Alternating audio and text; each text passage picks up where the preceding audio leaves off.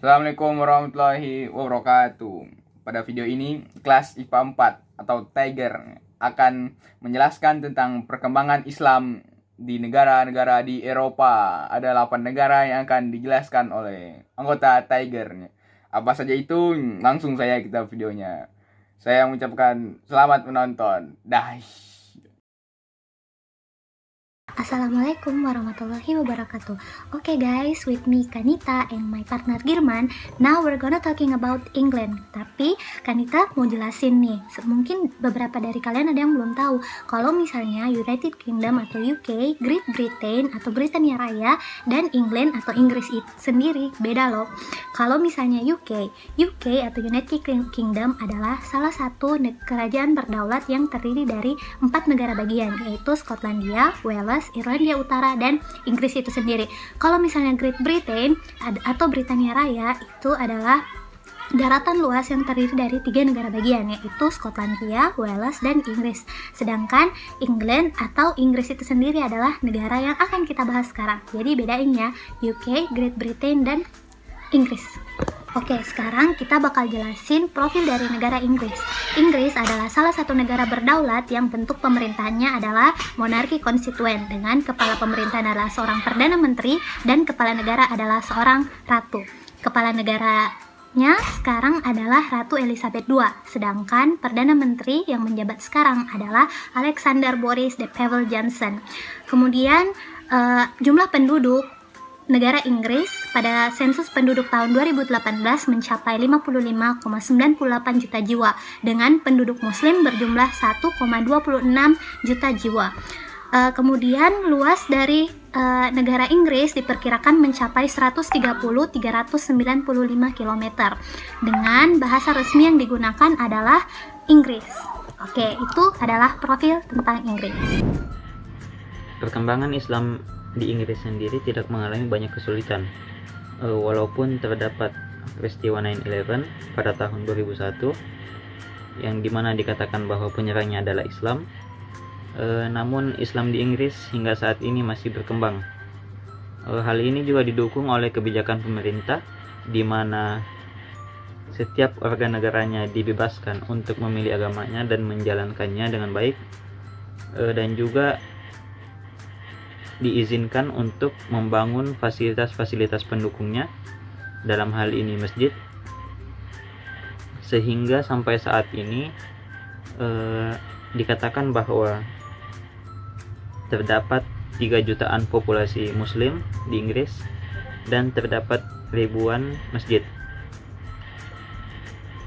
Salah satu masjid yang paling terkenal di sana yaitu East London Mosque, yang berfungsi sebagai London Muslim Center, dan juga terdapat masjid lainnya seperti London Central Mosque yang dikenal juga sebagai Islamic Cultural Center.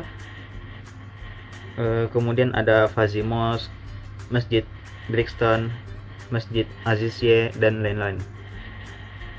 Sedangkan makanan halal di sana juga sudah mudah didapatkan, karena sudah terdapat banyak restoran, baik itu masakan Turki, masakan India, dan masakan Timur Tengah lainnya. Jadi sudah sangat berkembang. Kemudian peninggalan Islam di Inggris. Di sini terdapat 3 koleksi, yaitu lampu masjid, lukisan kaligrafi, dan astrolab. Yang pertama itu lampu masjid, yang merupakan peninggalan dari pertengahan abad ke-16 yang berasal dari Masjid Kubah Batu di Yerusalem. Kemudian yang kedua yaitu lukisan dan kaligrafi, di mana lukisan ini menampilkan Ibrahim Adil Shah II yang sedang memuliakan sufi. Yang ketiga yaitu astrolab, di mana astrolab adalah alat astronomi pada zaman dahulu yang berasal dari dinasti Safawi yang dibuat pada tahun 1712. Assalamualaikum warahmatullahi wabarakatuh. Telah tiba nih saatnya masuk ke penjelasan tentang negara Spanyol yang akan dimulai dengan profil negaranya dan juga bagaimana sih Islam masuk di negara Spanyol ini. Nah, Spanyol adalah sebuah negara yang terletak di semenanjung Iberia benua Eropa. Tepatnya di Eropa bagian barat daya, negara yang memiliki nama lengkap Kerajaan Spanyol atau Kingdom of Spain ini hanya berbatasan dengan dua negara saja, yaitu berbatasan dengan Portugal di sebelah barat dan juga berbatasan dengan Prancis di sebelah timur lautnya. Spanyol merupakan negara terbesar ketiga di benua Eropa dan juga mayoritas penduduknya beragama Katolik Roma, yaitu kurang lebih sebanyak 68,9% dari total populasinya. Ibu kota Spanyol sendiri adalah kota Madrid. Berbicara tentang sistem pemerintahannya, sistem pemerintahan Spanyol ini adalah sistem pemerintahan monarki konstitusional, yang sistem pemerintahan dengan kepala negaranya adalah seorang raja, sedangkan kepala pemerintahannya sendiri adalah Perdana Menteri yang dipilih melalui pemilu atau pemilihan umum parlemen setiap 4 tahun sekali. Di bidang perekonomian, Spanyol termasuk sebagai negara maju yang memiliki pendapatan domestik bruto terbesar di seluruh Eropa.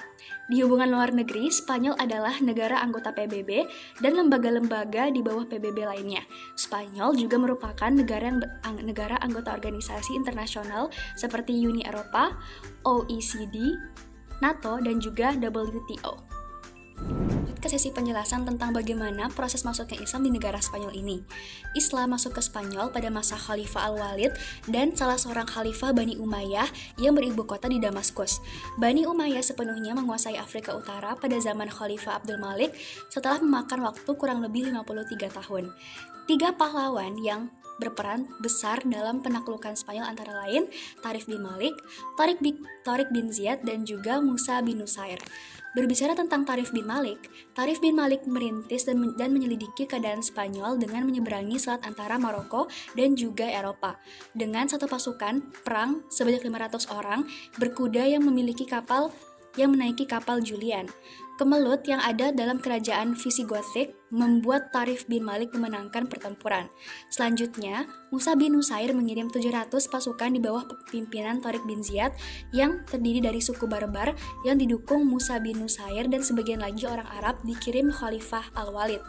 Pasukan ini menyeberangi selat dan melewati gunung, tempat peristirahatan dan menyiapkan pasukan yang dikenal dengan nama Gibraltar atau Jabal Tariq. Kemudian, pasukan Tariq bin Ziyad mulai bertempur di suatu tempat bernama Bakkah. Lalu Raja Rodrik dapat dikalahkan. Tariq dan pasukannya terus menaklukkan kota-kota penting seperti Cordoba, Granada, dan Toledo atau yang dikenal dengan ibu kota kerajaan Goth. Setelah ditambah jumlah pasukan 5.000 personel oleh Musa bin Nusair sehingga total personel menjadi 12.000 orang. Tetapi jumlah ini tuh tidak sebanding karena kerajaan Goth memiliki sekitar 100.000 orang pasukan. Musa bin Nusair merasa perlu melibatkan diri sehingga ia berangkat dengan pasukan yang besar dan menaklukkan Sodona, Carmona, Seville, dan Marida, serta mengalahkan penguasa di Gothic. Theodomir di Orihuela setelah bergabung dengan pasukan Tariq di Toledo, mereka berhasil menguasai seluruh kota penting di Spanyol mulai Saragossa hingga Navarre. Di masa pemerintahan Umar bin Abdul Aziz, perluasan dilakukan untuk menaklukkan daerah sekitar pegunungan Pirenia dan Prancis Selatan yang dipimpin Al-Samah, namun ia gagal dan terbunuh tahun 102 Hijriah. Dilanjutkan dengan penyerangan di kota Bordes, Polter, dan Torus oleh Abdul Rahman bin Abdullah Al-Gofiki, namun dihadang Charles Martel sehingga pasukannya mundur kembali ke Spanyol. Sesudah itu, masih terdapat penyerangan-penyerangan di Avignon dan Lyon, Majorca, Korsika, Sardinia, Kreta, Rhodes, Siprus, dan sebagian Sisilia juga dapat dikuasai Bani Umayyah. Gelombang penyerangan pada permulaan abad ke-8 ini telah menjangkau Prancis, Tengah, dan sebagian Italia.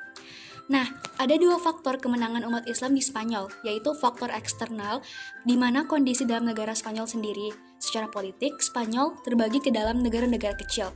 Penguasa Gotik tidak toleran terhadap aliran agama monofisit, apalagi Yahudi. Mereka dipaksa untuk dibaptis menurut Kristen dan akan disiksa bila menolak. Dan dapat disimpulkan oleh faktor internal sendiri bagaimana umat Islam bisa menang dikarenakan keadaan sendiri yang terletak di negara Spanyol yang dimana mereka lemah dikarenakan banyak konflik antar rakyatnya yang terjadi pada saat itu. Kesimpulannya adalah dari poin faktor eksternal ini karena masyarakat yang terdapat di kota Spanyol ini saat itu sedang memiliki banyak konflik yang mengakibatkan umat Islam mengambil celah dan juga bisa memenangkan pertempuran tersebut. Berbicara tentang faktor internal yaitu kondisi pada tubuh penguasa, tokoh-tokoh pejuang dan prajurit Islam, para pemimpin bersatu, komandan percaya diri. Mereka cakap dan berani serta tabah dalam setiap persoalan. Sikap toleransi, persaudaraan, dan tolong-menolong juga ditunjukkan prajurit Islam. Jadi, kesimpulan yang dapat kita ambil adalah bagaimana proses masuknya Islam di negara Spanyol ini dikarenakan oleh perang yang dipimpin oleh 3 tokoh Islam tersebut, dan itulah alasan kenapa Islam sampai saat ini bisa menjangkau negara di Spanyol. Jadi sekarang saya akan menjelaskan tentang bagaimana Islam di Spanyol. Dulu Spanyol ini merupakan sebuah daerah yang bernama Andalusia yang mana mayoritasnya adalah beragama Muslim karena itu merupakan disebut sebagai wilayah Khalifaan Bani Umayyah kedua. Tapi Andalusia ini runtuh pada tahun 1492 Masehi oleh serangan dari berbagai pemimpin agama Kristen dan raja-rajanya ke Kekhalifaan Bani Umayyah kedua di Andalusia pada kala itu. Salah satunya yang paling terkenal adalah Raja Ferdinand dan Ratu Isabel, di mana pada tahun 1492 itu adalah serangan terakhir kepada benteng Granada, benteng pertahanan terakhir umat Muslim. Nah, sejak saat itu umat Islam mulai didiskriminasi, di mana hak-hak mereka tidak diperhitungkan, bahkan hanya sekitar kurang lebih hanya 500.000 umat Islam yang ada di Spanyol setelah ditaklukkan itu. Tapi yang lebih parah lagi, pada tahun 1509 Ratu Isabella mengeluarkan sebuah maklumat yang mana melarang seluruh agama Islam di Spanyol, sehingga pada masa itu terjadi kacauan yang sangat besar di mana umat Islam diburu. Banyak yang terpaksa pindah agama Kristen, ada yang juga terpaksa menyeberang laut ke daerah Afrika Utara untuk mengembangkan diri, dan ada juga yang berniat untuk bersembunyi-sembunyi. Walaupun pada akhirnya semuanya berhasil diberantas. Namun dalam sejarah Spanyol selalu ada hadirnya umat Islam di dalamnya. Walaupun tadi yang kita dibilang sudah diberantas, itu sebenarnya tidak sepenuhnya diberantas. Masih ada benih-benih Islam di dalam hati beberapa orang Spanyol, yang mana itu bisa menjadi titik balik perkembangan umat Islam di masa sekarang. Dan juga selain itu ada beberapa faktor seperti dulu Spanyol itu punya daerah kolonialisme di bagian Afrika Utara, salah satunya Maroko, ataupun juga ada Aljazair, di mana di situ ada negara yang mayoritas penduduknya adalah Islam. Nah, dengan adanya perbudakan, budak-budak toh bakal dibawa ke Spanyol, dan budak-budak itu mayoritas agama Islam. Itu juga merupakan salah satu cara menyebarnya Islam di Spanyol sekarang ini. Nah, terlebih lagi pada dulu Spanyol itu sangat tidak ketat terhadap arus masuknya imigran ke daerah mereka. Bahkan orang Maroko itu bebas sekali tanpa ada apapun pajak dan sebagainya. Mereka bisa bolak-balik ke Spanyol hingga tahun 1985. Pada tahun 1985 baru pertama kali diperketat aturan untuk imigran masuk ke Spanyol. Pada tahun 1992 itu baru pertama kalinya Islam disahkan sebagai agama resmi di Spanyol, yang mana langsung menjadi agama terbesar kedua. Perkembangan selanjutnya yang makin besar itu pada tahun 2004 ketika Zapareto memimpin Spanyol. Pada tahun 2005, Zapareto ini mengesahkan sebuah undang-undang yang mana merupakan sebuah kebijakan yang sangat berpengaruh, di mana agama Islam mulai diajarkan di sekolah-sekolah di Spanyol. Yang mana sebelumnya ketika istilahnya mapel agama tidak diajarkannya mapel agama Islam. Pada tahun 2005 itu mulai diajarkan. Lalu kalau kita lihat berdasarkan populasi sekarang, di Spanyol ini ada 3,3% penduduk Muslim. Maksudnya dari total populasi 3,3%-nya adalah Muslim, dibandingkan dengan Protestan yang sekitar 75%. 3,3% ini sekitar 1.600.000 orang. Yang mana kalau kita pada tahun 2010 umat muslim itu hanya sekitar 950.000 orang, dan katanya dalam 10 tahun itu meningkat hampir 2 kali lipat. Ada beberapa unik fakta tentang Islam di Spanyol. Yang pertama saya ingin menjelaskan tentang ada 2 nama kota, yaitu Granada dan Cordoba, yang gak berubah walaupun itu nama-nama dari zaman pemerintahan Islam di Spanyol. Yang kedua adalah fakta tentang Masjid Katedral di Cordoba, yang mana ini adalah sebuah masjid ataupun katedral yang selalu berganti fungsi. Nggak selalu sih, tapi ada beberapa kali dalam sejarahnya dia berganti fungsi. Yang mana awalnya ini merupakan sebuah gereja yang dibangun oleh umat Kristen di Andalusia, di Spanyol pada kala itu. Lalu pada sekitar abad ke-8 ketika Spanyol ditaklukkan, gereja itu diubah menjadi masjid oleh khalifah pada masa itu. Nah, lalu pada abad ke-9 dan ke-10 beberapa kali masjid ini mengalami perluasan. Dan kalau kita lihat arsitekturnya merupakan salah satu arsitektur Islam terbaik di dunia, yang mana walaupun penambahan arsitektur Islam ada, tapi tetap mereka tidak menghancurkan secara langsung gereja ini, maksudnya masih ada perpaduan arsitektur Islam dengan Spanyol. Nah, lalu walaupun umat Islam menaklukkan gereja ini, mereka tidak sepenuhnya mengambil alih. Istilahnya masjid katedral dibelah. Maksudnya ada wilayah di mana umat Islam beribadah dan ada wilayah di mana umat Kristen beribadah. Tidak sepenuhnya diambil alih oleh umat Islam. Namun, pada sekitar akhir abad ke-13, Raja Ferdinand menaklukkan kota Cordoba, di mana pada kali itu dia langsung salah satu tujuan utama dia adalah mengambil alih Masjid Katedral Cordoba, mana itu langsung diubah menjadi murni Katedral Cordoba. Namun yang uniknya, Katedral Cordoba ini tidak pernah dihancurkan, hanya ada beberapa penambahan hiasan. Jadi arsitekturnya walaupun sekarang digunakan sebagai katedral, arsitekturnya adalah mayoritas bercorak Islam. Sekarang Masjid Katedral Agung Cordoba itu digunakan sebagai salah satu aset pariwisata negara Spanyol, merupakan salah satu tujuan pariwisata terbaik di Spanyol. Oke, saya rasa sekian penjelasan tentang Islam di Spanyol. Mohon maaf kalau ada salah. Sekian, Assalamualaikum warahmatullahi wabarakatuh. Sekarang kita lanjut ke negara selanjutnya, yaitu Jerman. Bersama saya Fani Cahyani Ahmadi dan teman saya yang bernama Leonardo Aga Karanada dan Putra Hajar akan menjelaskan bagaimana proses masuknya Islam di Jerman, perkembangannya bagaimana, dan apa saja hal unik tentang Islam yang ada di Jerman. Jadi Jerman ini ibu kotanya adalah Berlin. Sistem pemerintahannya itu republik, dipimpin oleh kepala negara namanya presiden, dan kepala pemerintahan namanya kanselir. Nah, saat ini jumlah penduduk Islam di Jerman kira-kira sudah sekitar 5% dari total penduduk Jerman. Nah, bagaimana Islam bisa masuk ke Jerman? Bagaimana prosesnya? Nah, simak penjelasan saya berikut ini. Pada tahun 1683, Islam pertama kali masuk ke Jerman sebagai tahanan pengepungan kota Wina oleh Kekaisaran Ottoman. Itu pertama kali Islam masuk ke Jerman. Kemudian, tahanan yang masuk ke Jerman ini bertambah lagi karena pada saat itu ada perang namanya Perang Russo-Turkis. Makanya makin banyak tahanan Muslim yang masuk ke Jerman. Nah, di Jerman ini masjid pertama kali didirikan oleh Raja Friedrich Wilhelm agar tentaranya yang beragama Islam bisa beribadah. Jadi mereka ini diberi kebebasan untuk beribadah. Kemudian pada saat Perang Dunia I, Jerman ini bersekutu dengan Kekhalifahan Turki.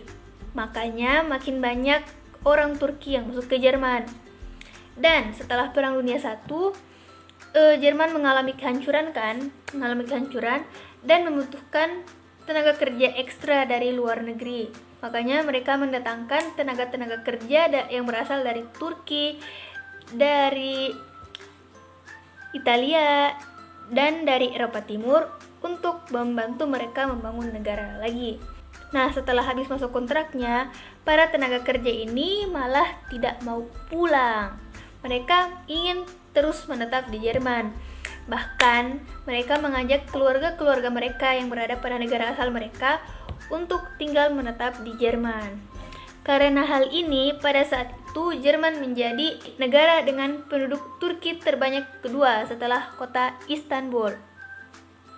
Kemudian pada tahun 1961 sampai 1965, Jerman kembali mendatangkan pekerja yang berasal dari Maroko, Turki, dan Tunisia. Nah, hal ini disusul dengan datangnya warga-warga Muslim yang berasal dari Afghanistan, Palestina, Iran, dan lain-lain datang ke Jerman untuk mengungsi karena di negara mereka sedang terjadi perang. Nah, hal ini yang menyebabkan pada tahun 1990 penduduk Islam di Jerman mencapai 2 juta jiwa. Nah, begitulah kira-kira proses masuknya Islam di Jerman. Sekarang kita lanjut ke perkembangan Islam di Jerman. Perkembangan Islam di Jerman. Jerman memiliki penduduk beragama Islam sebanyak 4,4 juta jiwa sampai 4,7 jiwa. Pada tahun 2017 atau sekarang ditaksir sampai mencapai 6,1 juta jiwa pada tahun 2020. Pada tahun 2017, sebaran mazhab yang dipakai oleh Muslim di Jerman itu adalah 74% menganut Sunni, 2% Ahmadiyah, 13% Alevi, 7% Syiite, dan 4% lainnya. Pada tahun 2017, hanya sekitar 1,9 juta jiwa yang merupakan warga negara Jerman dan 20% yang bergabung ke dalam organisasi keagamaan yang berafiliasi dengan negara lainnya, negara di luar Jerman. Jerman merupakan salah satu negara sekuler yang ada di dunia yang membedakan antara urusan negara dengan urusan agama. Pemegang persentase terbesar umat beragama di Jerman adalah Kristen Protestan yang memiliki persentase sekitar lebih dari 50% dari penduduk Jerman sekarang, yang menjadikan umat Kristen Protestan memiliki kekuatan politik, dan pemegang kekuatan politik selanjutnya adalah umat Yahudi dikarenakan peristiwa Holocaust yang menyebabkan mereka punya kekuatan, dan sekarang peristiwa tersebut juga masih tabu untuk dibicarakan. Untuk urusan politik, umat Islam harus berkompromi dulu dengan umat Kristen Protestan. Kekuatan ini bisa digunakan untuk melakukan kegiatan administrasi yang ada di Jerman, sehingga untuk pembangunan rumah ibadah, pembangunan tempat-tempat yang memiliki nuansa agama itu akan semakin mudah. Seperti hanya Jerman yang untuk pembangunan gereja sendiri mereka menggunakan pajak gereja. Peninggalan Islam di Jerman itu adalah sepetak lahan yang dijadikan area pemakaman yang diberikan oleh Raja Friedrich Wilhelm III pada abad ke-18, dan masjid pertama yang didirikan di Jerman pada abad ke-20 di Berlin. Sampai sekarang hal itu masih dapat kita jumpai. Sekian. Nah, kita akan melanjutkan ke pembahasan negara berikutnya, yaitu Belgia. Belgia sendiri merupakan salah satu negara di Eropa yang beribu kotakan di Brussels dan menganut sistem pemerintahan monarki konstitusional. Dari kata monarki, kita dapat mengambil kesimpulan bahwa Belgia diketuai atau dikepalai oleh seorang raja. Penduduk Islam di Belgia terakhir kali tercatat terdapat 600.000 jiwa atau 4-6,5% dari total penduduk Belgia. Hal ini menjadikan Islam sebagai agama dengan persentase terbanyak kedua setelah Katolik.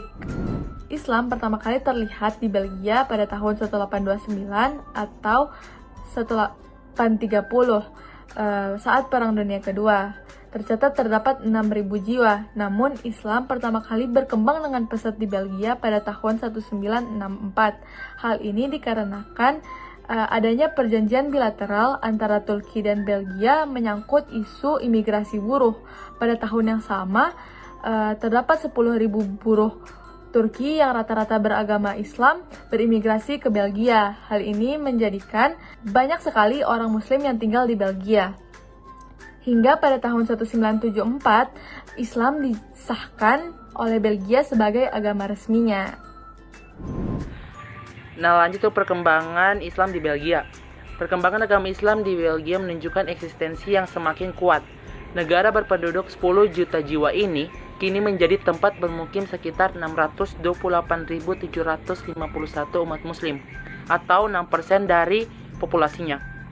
Islam pun menjadi agama dengan perkembangan paling pesat. Data dari situs Riseofism menyebutkan pada tahun 90-an, jumlah umat muslim baru sekitar 285.000 jiwa. Namun di tahun 1998, angkanya telah meningkat pesat hingga menjadi 350.000 jiwa. Hampir 90% muslimin Belgia sebagai pekerja imigran asing. Hanya 5% yang berstatus sebagai mahasiswa, selebihnya 60% rata-rata usia mereka berkisar 25 tahun ke bawah. Sejalan dengan itu, tumbuh pula tempat-tempat ibadah dan kegiatan keagamaan di Belgia. Ada sekitar 300 masjid, musola, maupun pusat keislaman yang dibangun di seluruh Belgia. Pemerintah pun, sesuai undang-undang, tidak menghalangi umat beragama, termasuk muslim, untuk membangun tempat ibadah atau sarana pendidikan. Tak hanya itu, yayasan sosial atau komunitas hingga organisasi-organisasi mahasiswa muslim di Belgia telah berkembang dan terkenal. Adapun yayasan sosial dan lembaga keislaman atau organisasi pelajar dan mahasiswa yang terkenal di Belgia adalah Persatuan Muslim dan Pemuda Muslim Eropa, Persatuan Pelajar Muslim Eropa, Jamaah Dakwah dan Tabligh, Hayatul Ighosah Al-Islamiyah, Islamic Center Brussels, Lembaga Para Imam Masjid di bawah naungan Rabita Alam Islami, dan Persatuan Masjid Belgia. Islam yang terus bertumbuh kembang menyebabkan perubahan secara demografi. Di banyak wilayah, penduduk muslim sudah lebih banyak ketimbang pemeluk Protestan dan Yahudi. Majalah terkemuka El Express dalam sebuah artikelnya bahkan berani memprediksikan bahwa dalam 20 tahun ke depan, Islam bisa menjadi agama dominan di ibu kota Brussels. Assalamualaikum warahmatullahi wabarakatuh. Saya akan menjelaskan perkembangan Islam di negara Italia. Dimulai dari profil negara Italia. Italia adalah sebuah negara yang terletak di benua Eropa, tepatnya di semenanjung Apennina atau semenanjung Italia Eropa Selatan. Dua negara yang berdaulat yaitu negara San Marino dan Vatikan terkurung di wilayah Italia ini. Yang mana Vatikan adalah negara di kota Roma, Italia yang merupakan pusat agama Katolik. Sebelum dikuasai Islam, penguasaan Pulau Sisilia berpindah-pindah dalam beberapa abad, mulai dari abad Yunani, Carthage, Romawi, Vandals, dan Bizantium. Kemudian akhirnya dikuasai oleh kaum muslimin. Usaha untuk menjadikan Sisilia sebagai wilayah Islam telah dimulai sejak zaman Khalifah Utsman bin Affan dengan mengirim gubernur Muawiyah bin Abi Sufyan pada abad ke-7 Masehi. Pada waktu Muawiyah menjadi khalifah, ia juga menyerang Pulau Sisilia pada abad ke-7 atau tepatnya 667 Masehi. Pada zaman Abdul Malik dan Al-Walid bin Abdul Malik juga dilakukan penyerangan terhadap Sisilia. Gubernur Afrika Utara Musa bin Nuhair setelah berhasil menguasai Andalusia juga sama melakukan penyerangan ke wilayah Sisilia. Akhirnya Islam eksis di Sisilia pada abad ke-9 atau tepatnya 827 Masehi, ketika salah seorang khalifah dinasti Aghlab yakni Ziyadatullah memulai proyek besar memperbesar kawasan wilayah Islam. Penaklukan atas Sisilia sebenarnya dilatar belakangi oleh adanya konflik internal penguasa Romawi. Kaisar Romawi memerintahkan gubernur Sisilia untuk menangkap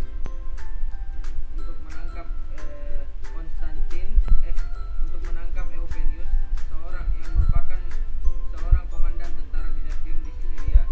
Perintah penangkapan tersebut disambut oleh pasukan Eugenius. Pertempuran tak terhindarkan ketika terdesak. Eugenius meminta bantuan kepada Ziyadatullah dan menawarkan kekuasaan atas Sisilia. Akhirnya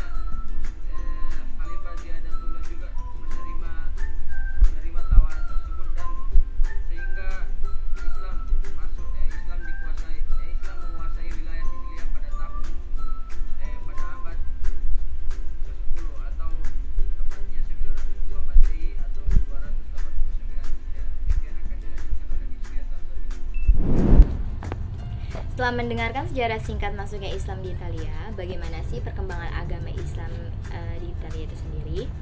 Ketika Islam menguasai Sisilia dengan Palermo sebagai ibu kotanya, Islam mencapai beberapa kemajuan, salah satunya di bidang sains. Didirikan Universitas di Palermo yang menjadi pusat pengetahuan dan kebudayaan Islam. Buku-buku banyak diterjemahkan dari bahasa Arab ke bahasa Latin. Tidak heran, ketika pemusnahan buku-buku Ibnu Rushd yang dibakar itu bahasa aslinya, sehingga yang tersisa buku-buku Ibnu Rushd yang berbahasa Latin. Lalu, mengapa saat ini yang kita tahu Islam merupakan minoritas di Italia? Sekarang hanya 3,7% dari total penduduk yang dominan Kristen. Setelah melewati masa kejayaan Islam di Italia, kekuasaan di Sisilia nampak lemah dan berakhir dengan runtuhnya Islam di sana. Itu dipengaruhi dengan adanya pergantian kekuasaan Islam dan dari dinasti Aghlabiyah ke dinasti Fatimiyah tahun 972 Masehi. Dan ibu kota berpindah ke Mesir, sehingga kontrol pemerintahan menjadi lemah. Hal lain yang sangat berpengaruh terhadap runtuhnya Islam di Sisilia, adanya perang salib, yang mana Kekaisaran Romawi ambis untuk menaklukkan Sisilia kembali. Akan tetapi, bukan berarti Islam meredup total saat ini di Italia. Dibuktikan dengan adanya Masjid Kebanggaan Muslim di Roma, yaitu Masjid Agung Roma atau Grand Mosque, yang dapat menampung 40.000 jamaah serta banyak buku-buku peninggalan hasil terjemahan Muslim di sana. Adapun berita terbaru dari Muslim Italia, yakni Muslim meminta agar pemerintah menyediakan lebih banyak pemakaman Muslim seiring terus meningkatnya kasus meninggal COVID-19 pada 2020 kemarin. Demikian yang dapat kami sampaikan, semoga bermanfaat dan terima kasih. Assalamualaikum warahmatullahi wabarakatuh. Assalamualaikum warahmatullahi wabarakatuh. Nama saya Asadaran Ramadan dari kelas 12 IPA 4, dan kali ini saya akan menjelaskan tentang profil dari negara Prancis dan proses masuk Islam di negara tersebut. Prancis atau Republik Prancis adalah sebuah negara yang teritori metropolitannya terletak di Eropa Barat dan juga memiliki berbagai pulau dari teritori seberang laut yang terletak di benua lain. Orang Prancis sering menyebut Prancis metropolitan sebagai El Hexagon karena bentuk geometris teritorinya. Prancis berbatasan dengan Belgia, Luxembourg, Jerman, Swiss, Italia, Monaco, Andorra, dan Spanyol. Dan karena memiliki departemen seberang laut, Prancis juga berbagi perbatasan tanah dengan Brazil dan Suriname yang terletak di Amerika Latin. Tapi untuk kali ini saya akan menjelaskan tentang Prancis yang berada di pusatnya, yakni di Eropa. Prancis sendiri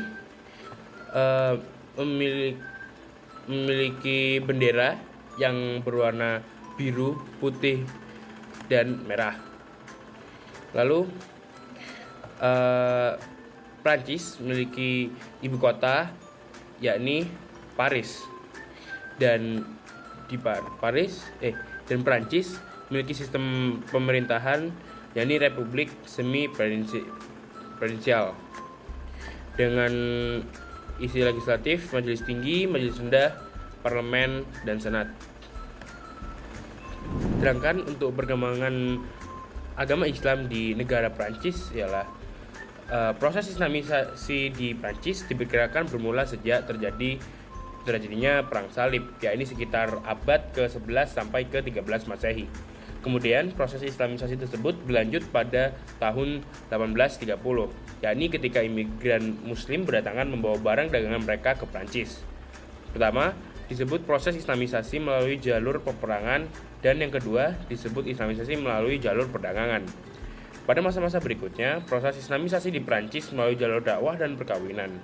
Umat Islam terus mengalami perkembangan di Prancis dari tahun ke tahun, terutama melalui jalur dakwah dan pernikahan. Maka diperkirakan bahwa untuk tahun-tahun berikutnya, populasi umat Islam di Prancis mengalami perkembangan yang signifikan secara kuantitatif. Jadi saya sekarang akan melanjutkan tentang perkembangan Islam di Prancis. Islam mulai berkembang di Prancis pada akhir abad ke-19 hingga awal abad ke-20. Pada tahun 1922, didirikan sebuah masjid terbesar dan termegah di Prancis yang bernama Masjid Raya Yusuf. Hingga saat ini, masjid di Prancis berjumlah lebih dari 2.000 masjid. Islam berkembang di Prancis melalui imigran. Pada tahun 1960, ribuan buruh Arab bermigrasi secara besar-besaran. Saat ini, jumlah penganut agama Islam di Prancis mencapai 7 juta jiwa, sehingga menjadikan Prancis sebagai negara pemeluk Islam terbesar di Eropa.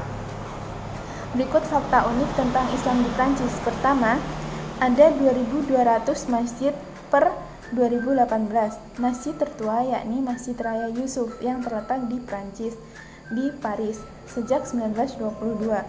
Jilbab dilarang pada tahun 1989. Dan pada tanggal 2 November 1992 akhirnya jilbab boleh dikenakan, tetapi hanya pada saat di sekolah negeri. Sekian pembahasan dari Islam di Prancis. Belanda merupakan salah satu negara di Eropa dengan luas sekitar 41.543 km persegi. Negara ini memiliki jumlah penduduk sekitar 17.280.397 jiwa. Negara ini memiliki dataran rendah sehingga disebut dengan Netherlands. Negara beribu kota Amsterdam ini memiliki batas wilayah di sebelah utara dan barat itu berbatasan dengan Laut Utara, sedangkan di sebelah selatan berbatasan dengan Belgia dan timur berbatasan dengan Jerman. Islam masuk ke Belanda sekitar pertengahan abad 20. Pada saat itu banyak migrasi yang berdatangan ke Belanda, di dalamnya terdapat umat muslim. Beberapa dari mereka berdatangan dari Indonesia, yaitu dari Maluku. Mereka tinggal di penginapan sementara dengan lingkungan non-muslim. Setelah beberapa tahun, mereka tinggal di rumah-rumah yang lingkungannya muslim dan menetap di sana. Mereka juga membangun masjid pertama yang bernama Masjid An-Nur yang dipimpin oleh Haji Ahmad Tan.